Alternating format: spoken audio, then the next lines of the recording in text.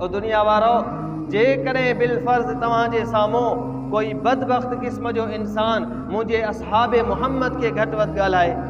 जेकॾहिं मुंहिंजे सहाबा खे गारियूं ॾे, अलाह जे रसूल फरमायो मुंहिंजो सहाबी आहे, फरमाए मुंहिंजे सहाबी खे जेकॾहिं को दुनिया वारो तव्हां मुस्लमाननि जे साम्हूं घटि वधि ॻाल्हाए, गारियूं ॾे, फरमायो तव्हां हिकिड़ो जुमिलो चइजो, फ़क़ूलू लानतुल्लाहि अला शर्रिकुम, तव्हांजे इन बदबख्ती ते, तव्हांजे शरारत जे मथां अलाह जी लानत। जेकॾहिं असां ई तव्हांजे साम्हूं अगरि कोई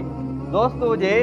कोई अहबाब हुजे, कोई रिश्तेदार हुजे, जेकॾहिं असहाबे मुहम्मद खे नथो मञे, बिल्कुलु न मञे, असांखे परवाह कान्हे का, न मञ भली न मञ, कोई मसइलो कोन्हे को, पर जेकॾहिं मुंहिंजे मुहम्मद मुस्तफ़ा जे सहाबा खे जंहिंजो तज़किरो क़ुरान में अलाह फरमायो, जंहिंजो तज़किरो हदीस में मुहम्मद मुस्तफ़ा फरमायो, जेकॾहिं घटि वधि ॻाल्हाईंदे असांजी ज़ुबान ते इहे लफ़्ज़ ज़रूरु ईंदा, क़ूलू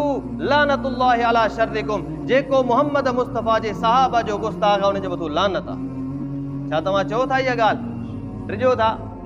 मुहम्मद मुस्तफ़ा पंहिंजी ज़ुबान सां लानत करे थो, फ़क़ूलू लानतुल्लाहि अला शर्रिकुम, तव्हांजे शर जे मथां अलाह जी लानत आहे। असां बि अलाह जे रसूल जा ग़ुलाम आहियूं, असां बि सहाबा जा ग़ुलाम आहियूं, असां पंहिंजी ज़ुबान खे ज़रूरु इस्तेमालु कंदासीं। क़ूलू लानतुल्लाहि अला शर्रिकुम, जेको मुहम्मद मुस्तफ़ा जे सहाबा जो गुस्ताख़ आहे ऐं मुहम्मद मुस्तफ़ा जे सहाबा खे गारियूं ॾियण वारो आहे, लानतुल्लाहि अला शर्रिकुम, उन्हनि जे शर जे मथां अलाह जी लानत।